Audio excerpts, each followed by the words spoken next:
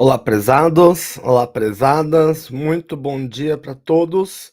Iniciamos nesse momento a nossa live sobre psicologia e práticas institucionais em saúde. Em verdade, né, quando nós falamos sobre a psicologia, o engajamento na área da saúde, em sentido estricto, não se deu de imediato com a própria fundação da psicologia, né. O fundador da psicologia, como todos bem sabem, é Wilhelm Wundt, e que fundou a psicologia na Alemanha e mais especificamente em um laboratório na Universidade de Leipzig. E na verdade, assim como todos os psicólogos que acabaram se sucedendo a ele nas décadas seguintes, o foco não era exatamente a saúde, mas sim a uma própria concepção de mente e de natureza humana. E nesse sentido, o avanço da psicologia, e eu acho que a gente pode denotar sobretudo nos Estados Unidos, é que fez com que a psicologia viesse a se tornar um campo, mais voltado à saúde, né, ao ponto dos psicólogos serem reconhecidos hoje como profissionais de saúde, apesar da psicologia em sentido estricto não ser uma disciplina de saúde, e sim uma disciplina de ciências sociais, ou seja, uma disciplina tal qual a ciência política, a sociologia, a antropologia, a história, as relações internacionais, o direito, ou seja, é uma ciência social, né, mas a sua aplicabilidade prática, né, e mais especificamente no campo da saúde mental, levou a psicologia a esse novo status, né. Hoje, no Brasil, a gente pode dizer que existe inclusive uma discrepância, né, do que é a psicologia em outros lugares e aqui no Brasil, né. Hoje, existe uma tendência por parte dos psicólogos brasileiros de buscarem, sobretudo, o trabalho clínico, né, na clínica de psicoterapia, o que não é a tendência exatamente nos outros países, né. Hoje, em 2023, a American Psychology Association, todo ano ela faz, né, um relatório de recomendações e de tendências, quer dizer, e uma das tendências é, no campo da saúde, os psicólogos trabalharem, né, não só com a saúde de um indivíduo em sentido estricto, mas a saúde das massas, né, através principalmente de políticas de saúde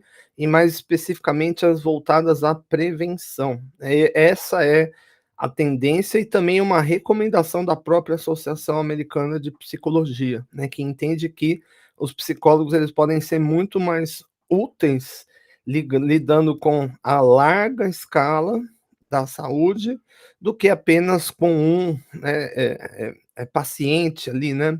Aliás, depois de Carl Rogers, a gente não usa mais o termo paciente, porque paciente denota uma relação de passividade, né, de espera, né, alguém que tem paciência, né. A gente utiliza hoje a palavra cliente, né, que apesar de denotar em português essa aparente relação comercial, denota sobretudo alguém que está interessado, né, em buscar a sua própria formação, né. Aliás, a psicologia hoje norte-americana, traz também recomendações, por exemplo, ao escopo da saúde mental de crianças, dizendo que o maior foco deveria ser esse ponto, né, considerando que a criança de hoje é o adulto de amanhã, então se você conseguir lidar com as demandas dela hoje, né, possivelmente isso terá, impactos positivos no futuro, e principalmente depois aliás, depois não, que ainda nós ainda vivemos a pandemia de Covid-19, mas depois de 2 anos, né, de intensas ondas, né, nós há pouco acabamos de vencer, se não me engano, a quinta onda da Covid-19, né, talvez tenhamos uma sexta onda no Brasil, ainda não se sabe, principalmente com o declínio exponencial da vacinação, né. Aliás, eh, muitas são as recomendações para atuação da psicologia nesse sentido, né. Por exemplo, uma parte significativa dos psicólogos norte-americanos hoje trabalha na linha de frente do combate à desinformação, né, em países, não só em países de submundo, né, como o Brasil, mas também em países de primeiro mundo, como Estados Unidos, França, Alemanha, um número muito significativo de pessoas, negligencia a vacina de Covid-19 em razão de notícias falsas, né. No Brasil, essa prática também é recorrente, né, apesar da obrigatoriedade, né, da vacinação contra a Covid-19 no Brasil, né. A obrigatoriedade, inclusive, ela foi imposta muito antes da própria vacina, né, uma lei foi assinada ainda no final de fevereiro de 2020, antes até da própria decretação da pandemia de Covid-19 pela Organização Mundial de Saúde, algo que só se deu em 11 de março e desse me do de 2020, e depois houve até o próprio entendimento do Supremo Tribunal Federal acerca da constitucionalidade da compulsoriedade da vacinação anti-Covid, né, que, como nós sabemos, é uma compulsoriedade de mão dupla, né, da mesma forma que todos os brasileiros são obrigados a tomar, ou seja, não é facultativo, é obrigatória, principalmente, né, os pais devem vacinar os filhos, senão enfim, justamente por essa relação, né, de tutela de incapaz, vão estar negligenciando um direito fundamental da Constituição, que é o direito à saúde, né. Apesar disso, né, muitos até hoje não se vacinaram ou não estão, com os ciclos de maneira adequada, né, e parte disso denota da própria desinformação advinda, por exemplo, das notícias falsas, né. Então, nesse sentido, prezado, sem mais delongas, eu vou compartilhar a tela aqui com os senhores, e como é de praxe, né, em todos os nossos encontros, né, os senhores aqui são os protagonistas, então qualquer dúvida, qualquer questão, né, qualquer questionamento, por favor, senhores, esse é o momento, né, não saiam dessa live, com dúvidas. Então qualquer questão, eu já me coloco de antemão aqui completamente aberto a responder, e vamos fazer uso, né, desse espaço, né. Esse é o nosso espaço institucionalizado para isso, né, para dúvidas, para inquietudes, né, então podem me interpelar em qualquer momento na apresentação, não há nenhum problema, não precisa nem levantar a mão, só façam o questionamento, ok? Bom, um dos primeiros tópicos que eu gostaria de destacar é a própria ideia de saúde, né. A saúde, ela vai muito além de um mero, eh, de um mero indicador único, né, como, por exemplo, um exame que vai definir a minha pressão arterial, um exame que vai, definir o meu eletro, né. Na verdade, depois da Segunda Guerra Mundial, nós temos uma nova concepção de saúde, né, e aqui apresento aos senhores essa mandala, né, relacionada à saúde. Então essa mandala vai definir a saúde a partir de 5 aspectos, e dentro desse diapasão, a saúde perdão gente, a saúde física, né, que nós acabamos, né, dentro do senso comum, definindo como o eixo principal de saúde, na verdade ela se torna apenas uma, né, dentre os outros condicionantes da saúde. Perdão, senhores, perdão. Deixa eu tomar um pouco de água. Bom, vamos lá.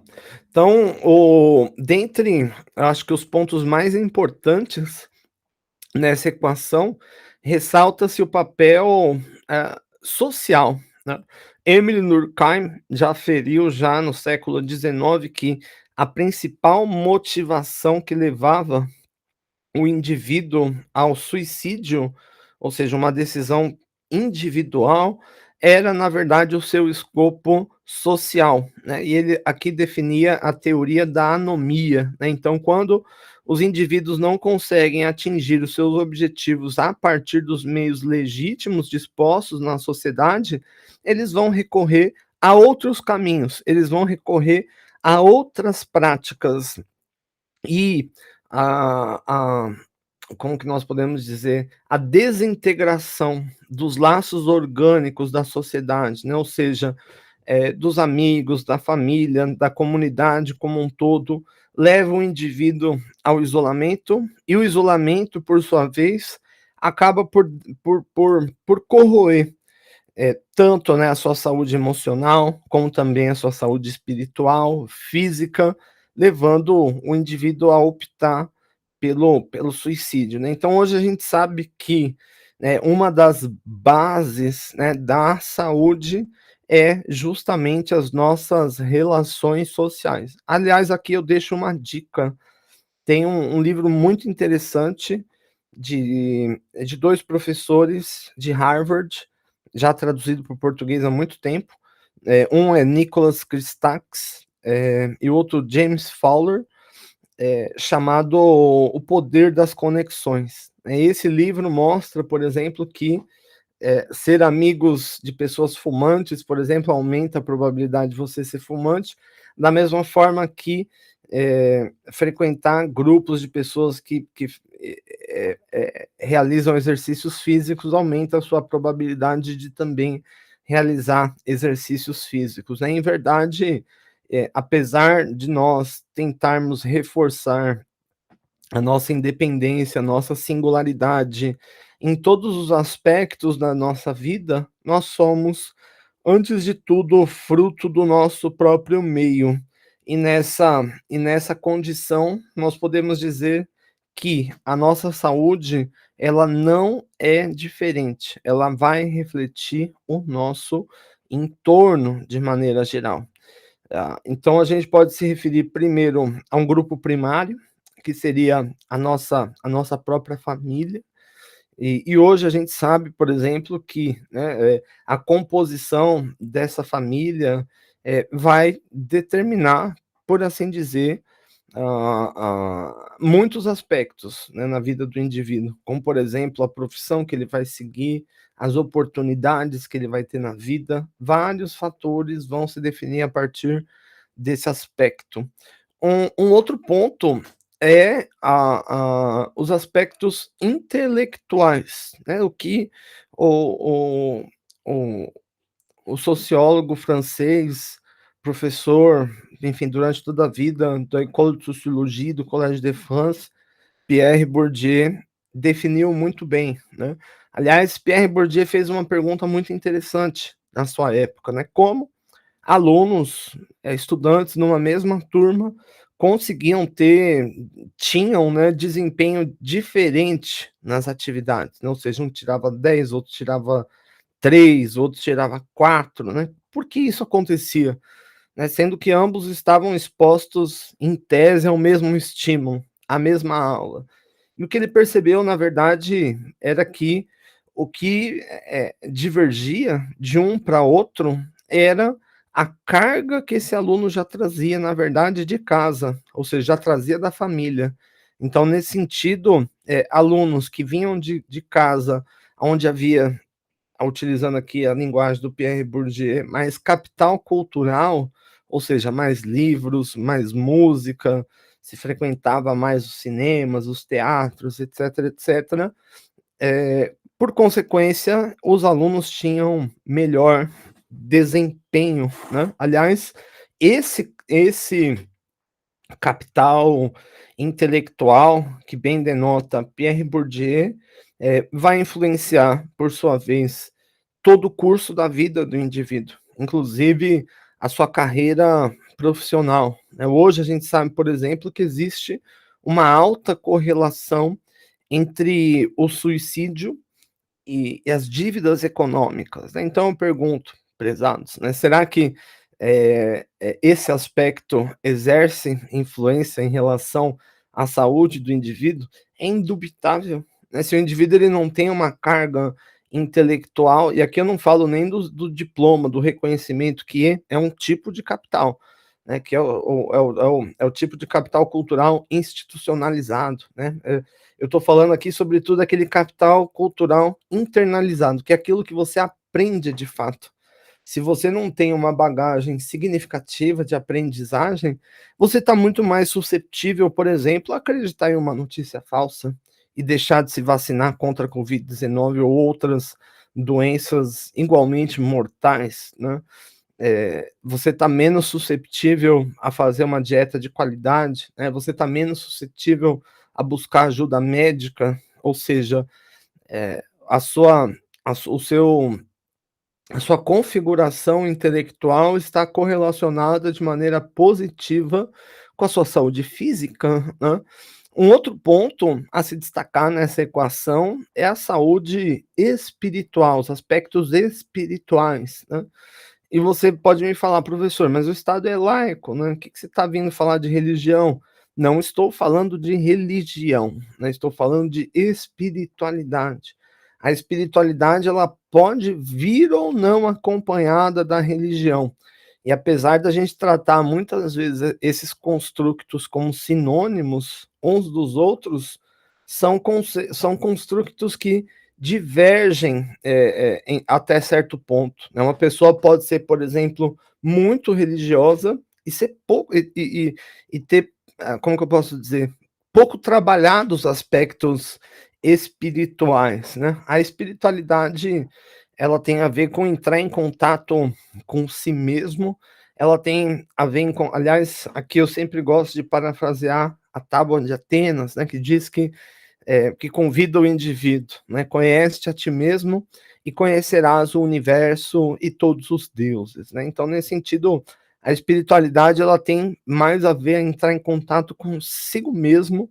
Isso pode ou não, evidentemente, estar mediado aqui, por exemplo, por fatores sobrenaturais, né, e como está escrito na mandala, né, tem a ver com o desenvolvimento, por exemplo, do amor, né, e o amor é uma categoria que, apesar de parecer, subjetiva, ela é objetiva e vai interferir em cada um dos aspectos da nossa vida, né. O amor próprio, por exemplo, vai se correlacionar com as medidas de autoestima, né. O amor ao próximo vai se correlacionar com a robustez dos laços sociais, sejam eles de amigo, de família, de comunidade, o poder da caridade, né, que foi aqui reconhecido até no lema da Revolução Francesa, Liberté, Égalité e Fraternité, né, a fraternidade ela converge exatamente com essa ideia de caridade, né, de se doar ao próximo, né, de se ajudar. A relação de boa-fé, que vai muito além, da própria sinceridade, né, é uma entrega, eh positiva, né, em relação ao próximo.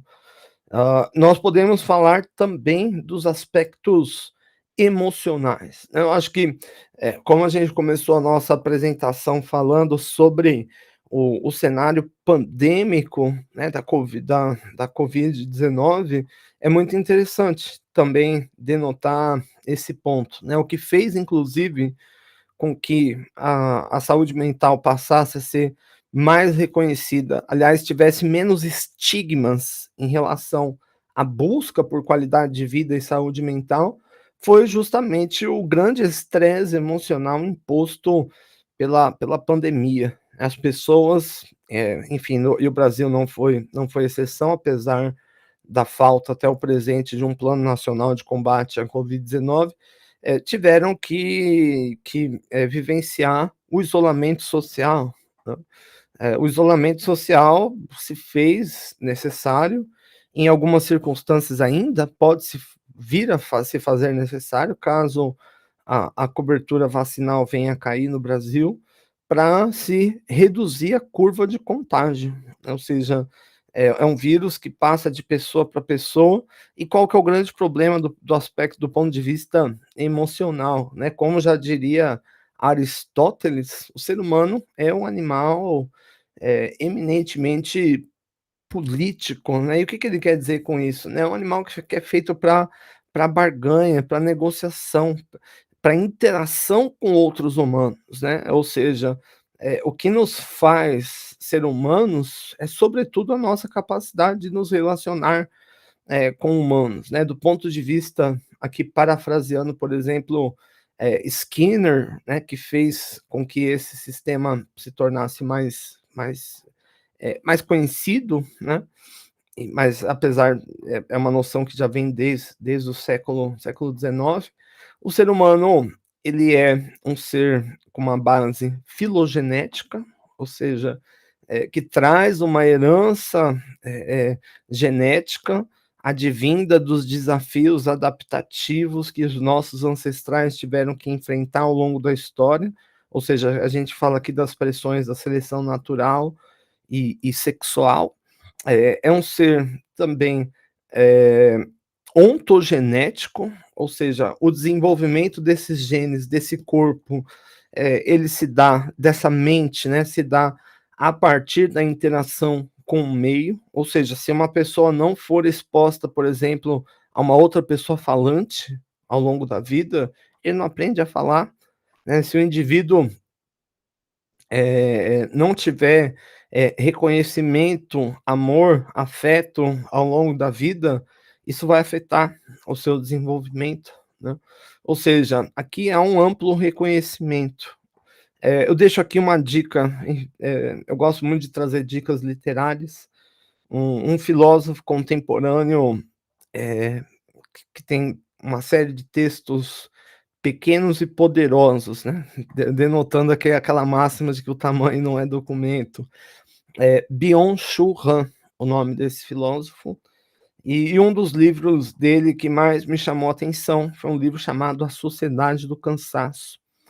Nesse livro ele destaca que na sociedade do passado, e a sociedade, enfim, nós falamos aqui de 40 anos ou menos atrás, era uma sociedade do nada pode, ou seja, uma sociedade marcada pela polícia, pelas instituições psiquiátricas, pelas forças repressivas, né, da nossa sociedade, né. Hoje, ao contrário, segundo Byung-Chul Han, nós vivemos na sociedade do tudo pode e o tudo deve, né, ou seja, onde o indivíduo ele tem que produzir, ele tem que fazer, ele tem que ir muito além do que, os seus, enfim, os demais estão indo, né. Então ele fala aqui de que no passado quem explorava era o patrão, a ordem vinha de fora. No presente as pessoas elas se autoexploram, ou seja, deixou de ser uma sociedade disciplinar, em sentido estricto, para se transformar em uma sociedade de desempenho, aonde o indivíduo ele se autoexplora. E as redes sociais, na verdade, elas oportunizam o canal objetivo para isso, né, porque as comparações sociais antes elas eram feitas dentro do seu escopo de possibilidade objetivo, ou seja, você comparava a grama do seu jardim com a do jardim do vizinho. Hoje, né, com a queda de fronteiras, né, em razão das redes sociais, as comparações se dão em perspectiva, longitudinal, ou seja, você compara a sua vida, por exemplo, com a de um ator de Hollywood, que tem condições de vida completamente diferentes, né, da sua, né. Do ponto de vista, inconsciente, né, do ponto de vista cognitivo, esse tipo de pressão leva a um esfacelamento, né, uma dilaceração mental, emocional. E segundo Byung-Chul Han, o alto volume que nós vemos hoje de, estresse, depressão, burnout, ansiedade, fobias, né, dentre outros fatores, Vão derivar sobretudo dessa relação de autoexploração, né, que o indivíduo se coloca. Enfim, esse não é o único livro do Byung-Chul Han, há muitos outros, como por exemplo, As Não Coisas, é um livro maravilhoso, Psicopolítica, um livro muito bom, eh eh A Morte dos Rituais, um outro livro excelente, e cada um deles, Byung-Chul Han vai, buscar uma definição, vai buscar, um caminho, né, para se definir um modelo de ser humano. E uma outra lógica, né, é a própria saúde física, né. A saúde física, ela vai, enfim, que é a primeira o primeiro escopo, né, quando a gente fala de saúde, a primeira coisa que a gente olha, ela vai se correlacionar nesse sentido com os aspectos emocionais, sociais, intelectuais e espirituais, vão se definir, por exemplo, pelo condicionamento do indivíduo, ou seja, pelo grau de funcionabilidade, né, do seu aparato físico, a sua nutrição e dito de maneira muito simplificada, né, existem muitas pressões, principalmente de mercado, para que nós, por exemplo, negligenciemos o autocuidado, ou seja, é mais importante trabalhar do que se cuidar, que nós negligenciemos a nutrição. É muito mais fácil, né, você, ingerir um alimento, artificial, né, como um fast food, do que preparar um alimento saudável, negligenciar, enfim, aspectos, controláveis, né. Hoje nós vivemos uma crise muito grande em relação ao abuso, né, de substâncias psicoativas. A gente sabe, por exemplo, que condições como a esquizofrenia, que são, sobretudo genéticas, mas também ontogenéticas, elas têm, né, como gatilho ambiental o uso de substâncias ativas, né, como por exemplo, a cocaína, né, que tem se tornado, muito presente, né, não só na sociedade brasileira. Hoje, no momento que nós fazemos essa live, por exemplo, há pouco eu estava lendo uma matéria do New York Times sobre o fentanil na sociedade norte-americana, que tem representado uma crise de saúde pública sem precedente. Ou seja, aquele cenário que nós temos na nossa mente da Cracolândia, por exemplo, em São Paulo, está se deflagrando em praticamente todas as capitais, né, toda a cidade, todas as metrópoles, né, estadunidenses, né, norte-americanas. E isso é, enfim, extremamente triste e evidentemente que, o abuso de substância psicoativa, né, como fentanil por parte do indivíduo, vai corroer a sua saúde física de imediato, né, mas, para além disso, vai obstacularizar os laços sociais, vai obstacularizar a aquisição de capital intelectual, vai prejudicar os aspectos espirituais do indivíduo, e sobretudo, né, vai ter um impacto muito negativo, né, do ponto de vista emocional, né. Eu acho que esse é um exemplo muito interessante, né, de como essa mandala, ela pode ser operacionalizada na prática, né. O que que quando nós falamos de uma mandala, na verdade, apesar de todos esses aspectos aqui estarem definidos de maneira separada, eles são ligados entre si de maneira umbilical, ou seja, uma alteração nos laços sociais leva a uma alteração em todos os outros pontos, né, uma alteração na espiritualidade, uma alteração nos aspectos emocionais, ou seja, não tem como você fazer uma alteração, né, você sofrer uma consequência em um escopo, sem que isso se reverbere por consequência em outros escopos, né. Eu acho que, isso é o que faz esse modelo ser tão interessante e ele ter ganhado tanta inteligibilidade no pós Segunda Guerra Mundial.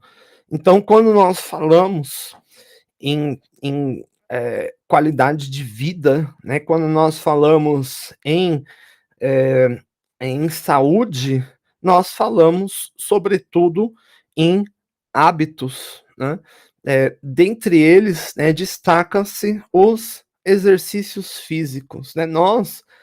Se nós pensarmos em nós, né, como do ponto de vista filogenético, os nossos ancestrais há 200.000 anos na savana africana, no período pleistoceno, viviam como coletores e caçadores, ou seja, caçavam pequenos animais ou animais maiores e coletavam, né, frutas, raízes, hortaliças, sementes e eram nômades e andavam em média de 30 a 40 quilômetros por dia a pé, ou seja, se exercitavam all time, né. Hoje, com a funcionalidade da vida moderna, nós não temos, né, que fazer 30 quilômetros de forrageamento procurando alimentos todos os dias e, consequentemente, a gente tende a exercitar o nosso corpo muito menos do que ele precisa de fato, né, muito menos, do que ele está adaptado. Aí o professor que aqui vos fala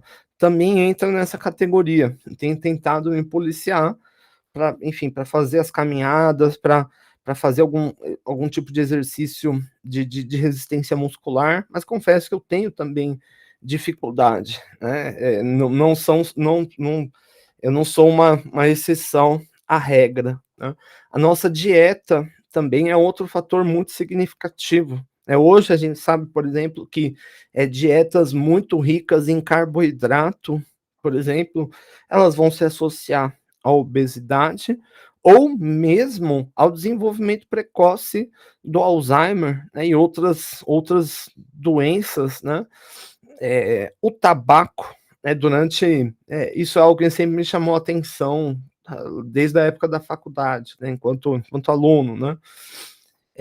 Muitas publicações sobre tabaco na década de 40 e 50 destacavam que o tabaco fazia bem, melhorava os aspectos, emocionais, tornava o indivíduo mais forte, os dentes mais resistentes, a virilidade sexual, e na verdade eram publicações mentirosas, né, e financiadas pela própria indústria do tabaco. Hoje, a gente sabe que, né, a nicotina, né, e as 5.000 substâncias, enfim, tóxicas no cigarro, podem alterar o padrão de metilação do DNA e, consequentemente, trazer doenças, né. Uma das mais comuns é o câncer de pulmão, né, mas, não como que eu posso dizer? Não se limita a isso, né, doenças periodontais, doenças relacionadas à garganta, enfim, dentre tantas outras, né.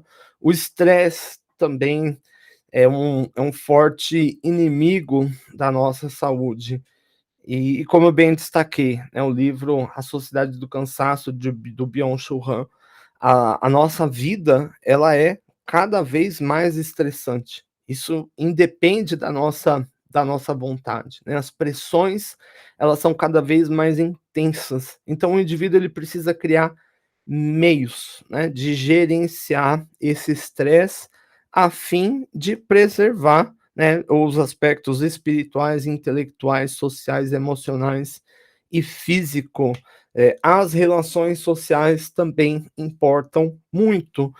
E aqui nós falamos sobretudo de manter a saúde dessas relações, a harmonia dessas relações.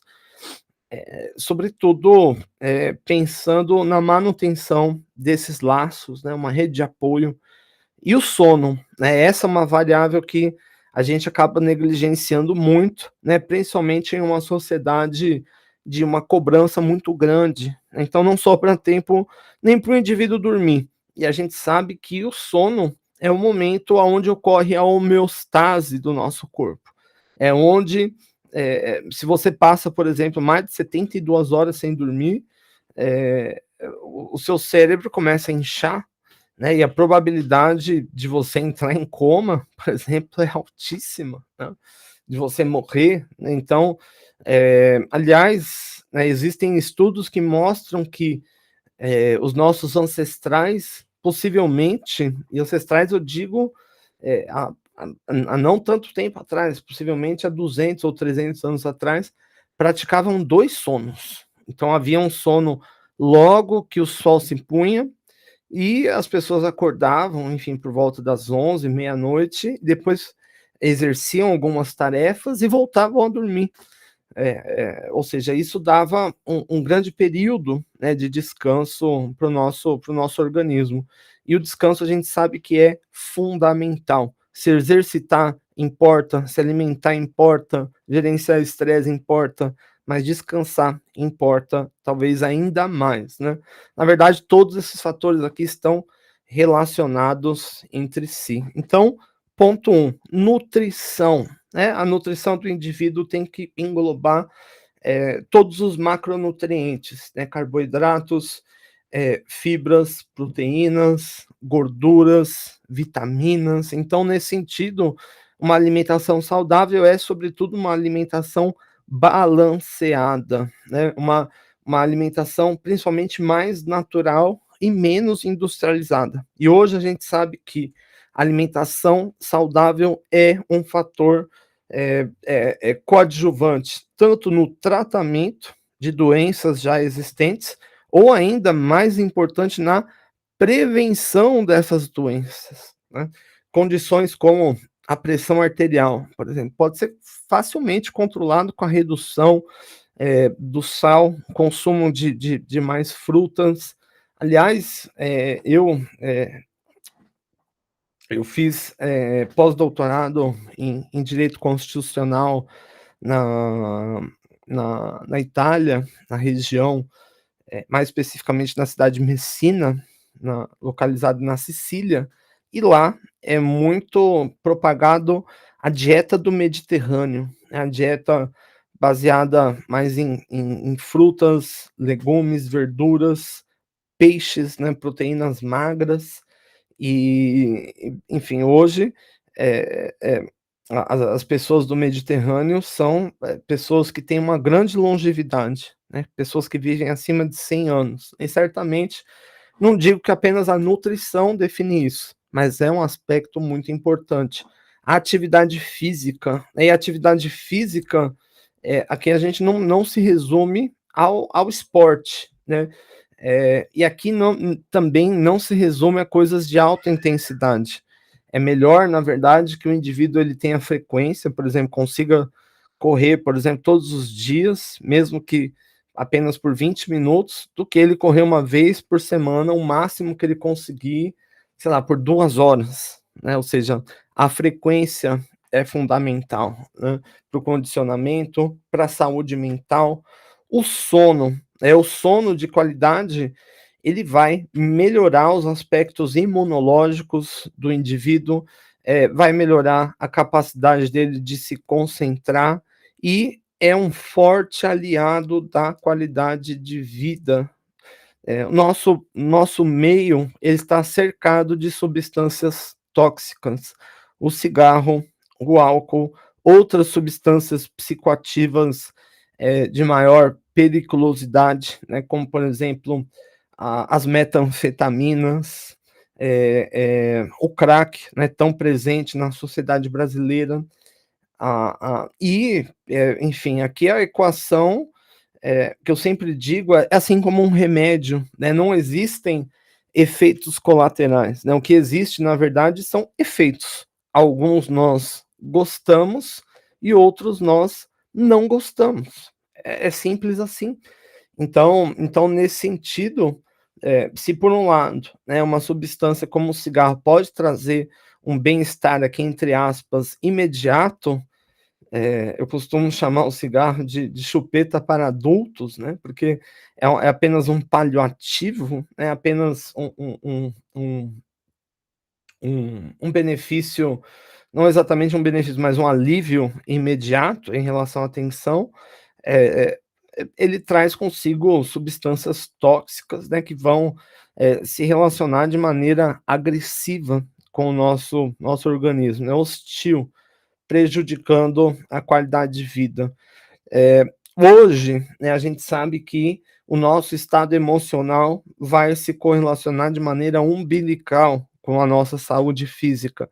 Então o indivíduo ele precisa criar estratégias de coping, né, estratégias de, enfrentamento. A ansiedade, por exemplo, ela ela é uma tendência de nós anteciparmos mentalmente problemas. Ela tem a ver com o estilo com o instinto de sobrevivência, mas isso faz com que nós sofremos a depressão, tudo isso, né, são condições derivadas do estresse, né, um estresse ele, ele desregula o nosso organismo e inclusive as nossas relações sociais, né, você conviver com uma pessoa estressada, seja ela um amigo, seja ela um companheiro de trabalho, seja ela alguém da sua família, é extremamente cansativo, né, porque nós, temos a capacidade de espelhar o estado emocional do outro. Sabe aquela circunstância que nós vemos, por exemplo, alguém sangrando e parece que dói na gente também? Isso é uma capacidade inata de nós seres humanos e que enfim, quando nós convivemos com pessoas que estão em estados emocionais hostis, nós acabamos por, de alguma forma, absorver isso também para nós, né. E sobretudo os relacionamentos, né, são as conexões sociais que nós travamos no dia a dia, que nos dão força, né, que nos dão meios objetivos, e também, vão se correlacionar positivamente com a nossa resiliência, né. Eh eh, quanto mais robustos são os nossos relacionamentos e os nossos laços sociais, maior é a capacidade da gente lidar, com o estresse, maior é a capacidade da gente dormir melhor, menor é a tendência da gente se deixar levar por substâncias tóxicas, maior é a probabilidade da gente se nutrir, e também executar exercícios físicos, né. A Constituição de 1988, prezados, ela é conhecida como a Constituição Cidadã, e ela nasce, né, de um fruto, na verdade, de, uma luta histórica, né, culmina aqui com o fim da ditadura militar e uma abertura de um novo ponto. E aqui nós reconhecemos 5 gamas de direitos fundamentais. O que nós chamamos primeiro de liberdades negativas em relação ao Estado, ou seja, o Estado ele não pode desprover o indivíduo de maneira arbitrária da sua vida, dos seus bens, da sua liberdade, da sua integridade, mas também ele tem que fornecer às pessoas, tem que fornecer condições econômicas, sociais e culturais, e aqui a saúde é um direito garantido, tem que fornecer também direitos transindividuais, coletivos e difusos, como por exemplo o direito de autodeterminação dos povos indígenas, ou de cuidado ao meio ambiente, direito ao pluralismo, ou seja, a participação política, e o direito à paz, né? E a saúde entra nesse ponto, e ganha reconhecimento principalmente com a consolidação do SUS, o Sistema Único de Saúde brasileiro, que se mostrou robusto principalmente na pandemia de Covid-19, né? Se não fosse a pandemia, se não fosse a existência de um sistema único robusto como o nosso, talvez o saldo não fosse de 700.000 mortes, mas talvez de mais de 1 milhão, como nós tivemos nos Estados Unidos, né? Apesar do Brasil, né, não ter tido políticas federais, né, ou seja, um plano nacional de combate à Covid-19, tal qual nós temos, por exemplo, um plano de combate à febre aftosa, né, de animais, né, ou seja, parece que os animais são mais importantes que as pessoas, mas críticas à parte, se não fosse o SUS, né, certamente.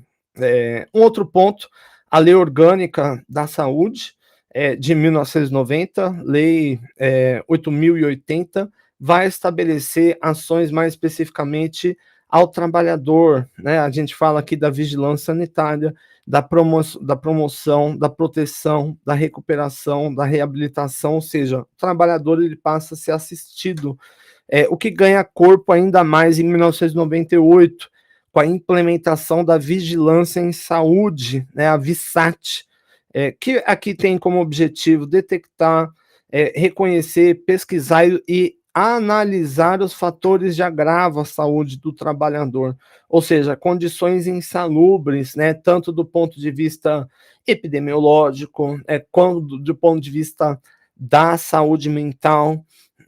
Aliás, a saúde do trabalhador, nos Estados Unidos, né, foi um ponto de preocupação, talvez ainda na primeira metade do século XX, nos Estados Unidos, né, dentro da psicologia. Em parte porque se reconhece que, enfim, aqui não é exatamente um reconhecimento do. É, porque se reconhece, na verdade, que um trabalhador doente, ele produz menos, né, ele gera prejuízos, né, então como nós podemos contrabalancear isso, né, ou seja, não é um foco apenas na produção, mas também um reconhecimento, né, de que uma coisa caminha com a outra, né, não há como o capitalista obter renda, lucro, sem a mão de obra que o apoia, né, então a nossa lei acaba por reconhecer essa tendência, que se tornou universal, ou seja, apesar de ser uma grande inovação na legislação brasileira, era um caminho histórico, né, que já vinha sendo traçado. Em 2012, perdão, senhores, há mais de 10 anos atrás, há uma década, se estabelece a Política Nacional de Saúde do Trabalhador e da Trabalhadora. Perceba, é uma consonância histórica. 88, Constituição Federal, 1990, Lei Orgânica da Saúde, 98, VSAT e 2012, Política Nacional. E aqui se foca principalmente na promoção e proteção da saúde do trabalhador e também estratégia em vigilância em consonância com os princípios do SUS que foram talhados lá na Constituição em 1988. Então, hoje, né, a gente sabe que quando a gente fala de saúde, né, nós falamos aqui de condições socioeconômicas, culturais e ambientais, né? Ou seja, a produção, a educação, o ambiente de trabalho ao qual o indivíduo está inserido, as condições de vida, o desemprego, a qualidade da água. O Brasil, apesar, né, de ser um país rico em água, tem vários problemas sanitários nesse sentido, serviços de saúde, a habitação, né, que é um direito constitucional, as redes sociais comunitárias que vão se travar, o estilo de vida e outros fatores, né, como, por exemplo, fator hereditário. A gente sabe que condições como autismo, Alzheimer, esquizofrenia, obesidade, tem um grande impacto, tem uma grande fonte genética, a idade do indivíduo, o sexo do indivíduo, ou seja, não é um único fator, mas uma gama de fatores que vai definir. E no Brasil nós temos várias instituições, né, políticas, né, de Estado para lidar com isso, né? Dentre elas o Ministério da Saúde, que tem várias atribuições, né, como por exemplo, estabelecer o Plano Nacional, o PNI, né, o Programa Nacional de Imunização, o Ministério do Trabalho e Emprego, né, que vai lidar diretamente com a Lei de Segurança do Trabalhador, a Previdência Social, né, o Ministério da Previdência Social, Instituto Nacional de Seguro Nacional, Seguro Social, o INSS, tudo isso, né, vai se correlacionar à busca da saúde. Voltando aqui a 2012, a Política Nacional de Saúde do Trabalhador, ela vai ter como intuito fortalecer a vigilância em saúde, promover a saúde, aqui pensando nos ambientes de trabalho, né, nas nuances de cada um desses cenários, e principalmente garantir a integralidade das ações da atenção em saúde. Você pode falar, como assim integralidade? É, como eu bem disse, né, olha quantos aspectos vão se relacionar ao indivíduo, né, o ambiente de trabalho, as condições de trabalho, o desemprego, a água, a habitação, o que ele come, ou seja, quando a gente fala de uma integralidade, é assistir não apenas um escopo, mas um conjunto, de variáveis, né. De maneira geral, no Brasil, as políticas públicas de saúde, elas vêm se fortalecendo, né, como a gente viu, foi uma consonância, né, 1988, 1990, 98, 2012, e elas continuam se desenvolvendo, né, ou seja, dentro de uma linearidade, né. A saúde do trabalhador não é responsabilidade de um único órgão, né, como eu bem mostrei aqui, Ministério do Emprego, Ministério da Saúde, Ministério da Previdência Social, mas há muitas outras instituições aqui envolvidas, né? Tanto instituições macro como essas, como também instituições de menor escala, né? O posto de saúde da esquina da sua casa, a escola do seu filho, tudo isso, né, está envolvido na política de saúde do trabalhador, né?